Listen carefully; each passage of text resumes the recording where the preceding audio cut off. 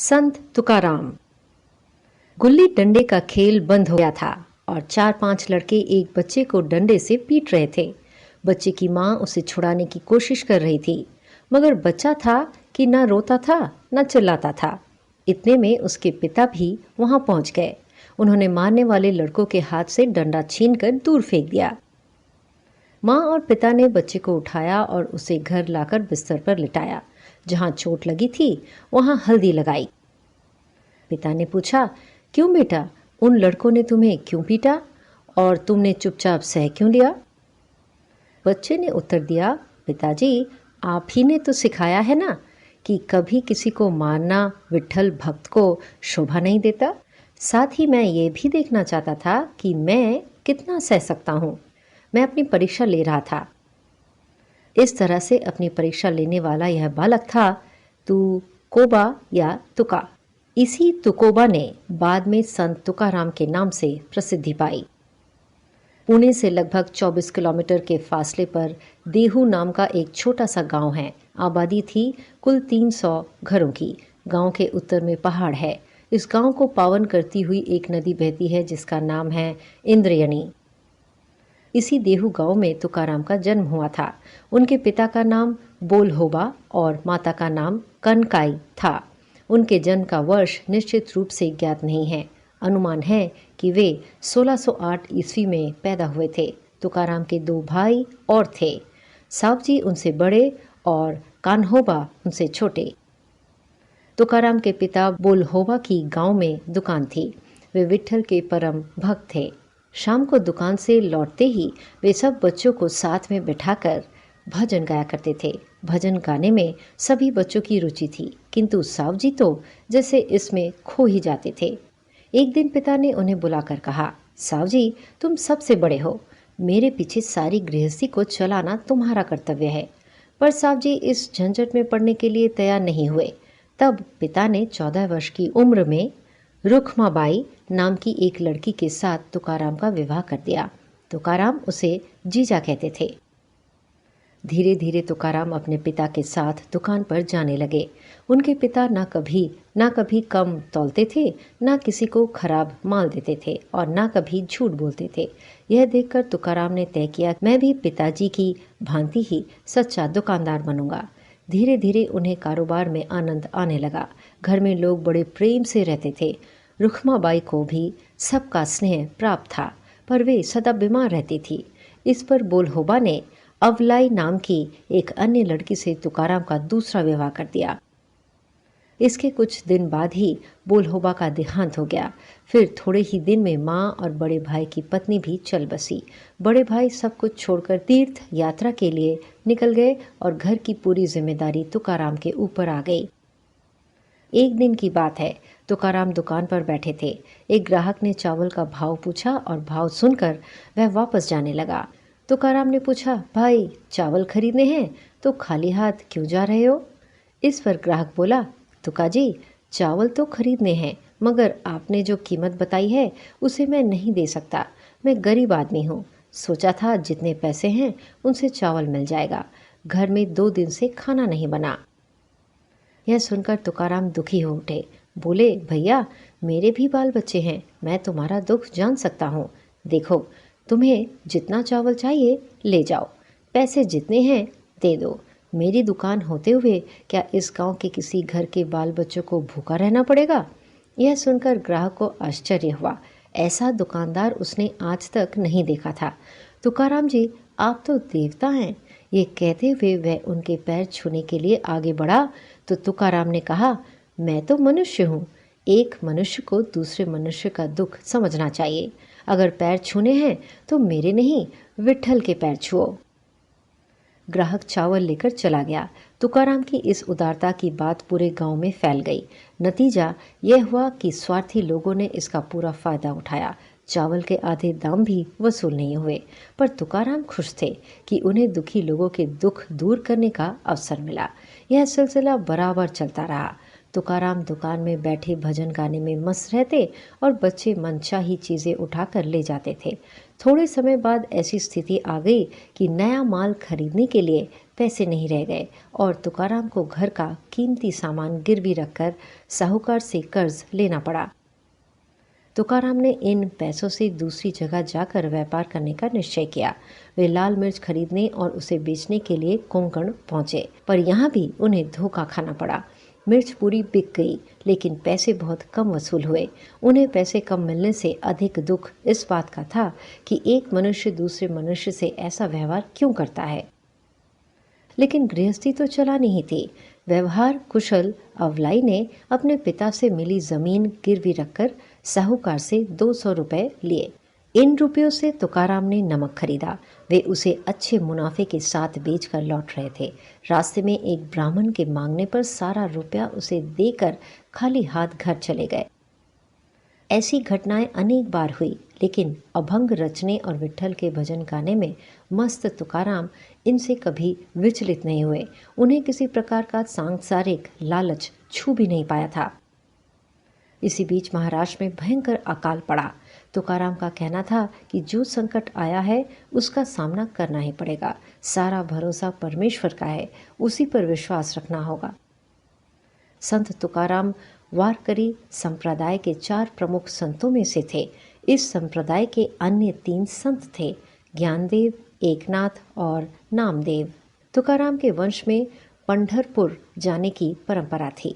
वे भी प्रतिवर्ष पंढरपुर की यात्रा पर जाया करते थे। भक्ति भाव में डूबकर अपने रचे हुए सरस अभंग गाने से तुकाराम की ख्याति फैलने लगी थी। इससे ब्राह्मणों का कीर्तन फीका पड़ने लगा और उनकी आमदनी घटने लगी। इसलिए उन्होंने षड्यंत्र करके तुकाराम का विट्ठल के मंदिर में प्रवेश बंद करा दिया। दुखी तुकाराम भाईगिरी पर चले गए और वहीं भजन करने लगे।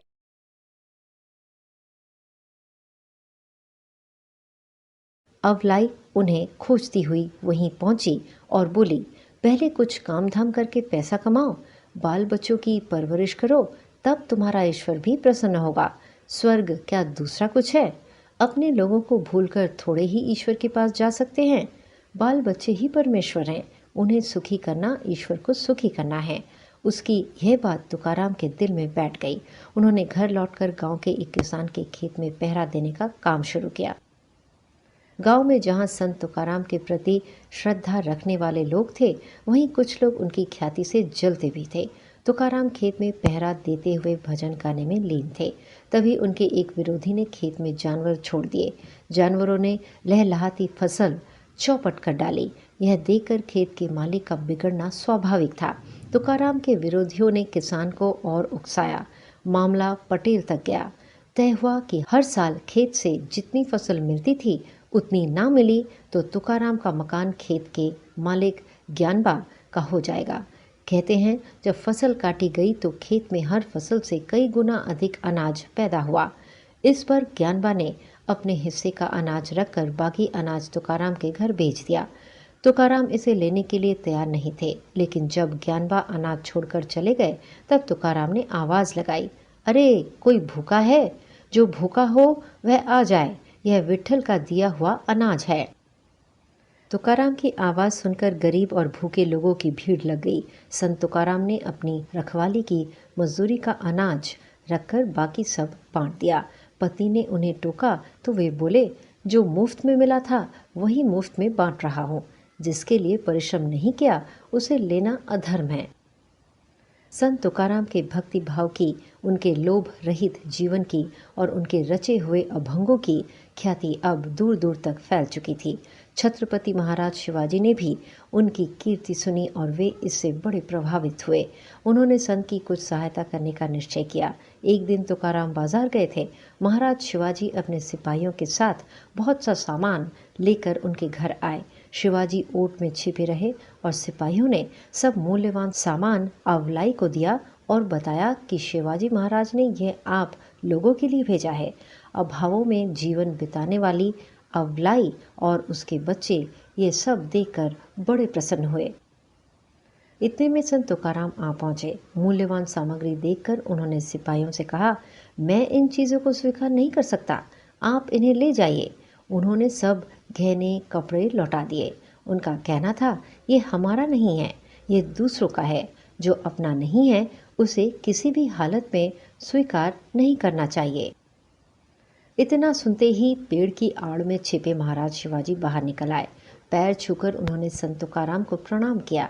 इस पर तुकाराम बोले, राजा जी, आप इतने श्रेष्ठ हैं, आपको मेरे पैर नहीं छूने चाहिए। शिवाजी ने कहा, महाराज, आप ही श्रेष्ठ हैं, आपकी चरण धूलि से मैं पवित्र हो जाऊंगा। आप मेरी प्रार्थना मान लीजिए। ये चीज़ें मैं बड़े प्रेम और आदर से लाया हूँ, इन्हें कृपया स्वीकार करें। पर तुकाराम राजी नहीं हुए। उन्होंने कहा, आपके प्रेम से ही मैं संतुष्ट हूँ, मैं दूसरों की चीज़ कभी नहीं लेता। मजबूर होकर शिवाजी को अपनी भेंट वापस लेनी पड़ी। संत तुकाराम को एक बार फिर कुछ विरोधियों के कारण संकट का सामना करना पड़ा। देहू गांव के विट्ठल मंदिर में मंबाजी नाम का एक अनपढ़ और ढोंगी कीर्तनकार था। उसके कीर्तन में बहुत थोड़े लोग आते थे, लेकिन जब संत तुकाराम कीर्तन करते तो समय कैसे बीत जाता इसका लोगों को पता भी नहीं चलता था। भीड़ की भीड़ भक्ति भाव से उनके गाए अभंग सुना करती थी। इससे चिढ़कर मंबाजी और उसके साथी सालो मालो ने रामेश्वर शास्त्री नामक ब्राह्मण से संपर्क किया। उनका आसपास के गांव में बड़ा प्रभाव था। जब रामेश्वर शास्त्री देहू पहुंचे तो इन दोनों ने इन्हें तुकाराम के विरुद्ध खूब भड़काया। रामेश्वर शास्त्री ने तुकाराम को बुलवाया और कहा, धर्माधिकारी होने के नाते मैं तुम्हें सजा देता हूँ कि आज से तुम अभंग रचना नहीं करोगे। साथ ही आज तक तुमने जो कविताएं की हैं वे सब इंद्रियणी नदी में डुबो दो। दुखी मन से संत तुकाराम अपनी रचनाएं नदी में डुबोने के लिए चले। उनके साथ उनका परिवार था। उनके दुख में दुखी सारे ग्रामवासी भी उनके साथ चल रहे थे। तुकाराम ने अपने रचे अभंगों का बस्ता इंद्रियणी नदी में डुबा दिया और वे वहीं एक वृक्ष के नीचे बैठकर भजन गाने लगे। इस तरह पांडुरंग पांडुरंग विट्ठल विट्ठल रटते हुए 13 दिन बीत गए। कहते हैं 14वें दिन एक चमत्कार हुआ। संत तुकाराम के कानों में आवाज़ पड़ी कि तुम्हारे अभंग सुरक्षित हैं, उन्हें संभालो। उन्होंने आंख खोलकर देखा कि अभंगों का बस्ता नदी के पानी के ऊपर तैर रहा है। बस्ता खोल कर देखा तो कागज़ का एक भी पन्ना गीला नहीं हुआ था। संतों के जीवन से संबंधित चमत्कारों की ऐसी घटनाओं का उल्लेख बहुत मिलता है। कुछ लोगों का कहना है कि संत तुकाराम के सब अभंग लोगों को याद थे। जो भी हो, उनकी रचनाएं बच गई। कहते हैं इस घटना के बाद रामेश्वर शास्त्री के अंग अंग में जलन होने लगी। वे दौड़े दौड़े तुकाराम के पास आए। जब तुकाराम ने उनके शरीर पर अपना हाथ फेरा तभी उनकी जलन कम हुई। रामेश्वर शास्त्री ने अपनी गलती स्वीकार की। वे बोले, तुकाराम, मैं तो सिर्फ नाम का धर्माधिकारी हूँ। आपने सच्चाई जान ली है, आप ही सच्चे धर्माधिकारी हैं। मैं भी यही कहूँगा कि जो परमेश्वर को प्रिय है उनमें किसी को ऊंचा नीचा नहीं मानना चाहिए। कवित्व और भजन कीर्तन का अधिकार चारों वर्णों को है।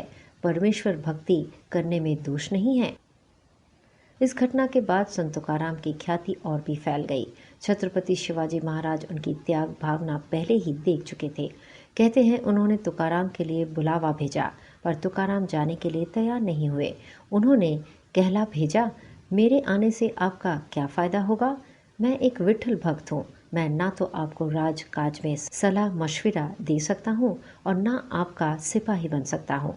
आपकी मुलाकात से मेरा क्या फ़ायदा होगा? मैं तो आपसे कुछ नहीं चाहता। अगर आपको आना हो तो किसी दिन मेरे कीर्तन में विट्ठल मंदिर आ जाइए। संत तुकाराम का पूरा समय हरि भजन में और भगवान धर्म के प्रचार में बीतने लगा। इस प्रकार कई वर्षों तक वे लोगों में सद्भावना और परस्पर प्रेम का संदेश फैलाते रहे।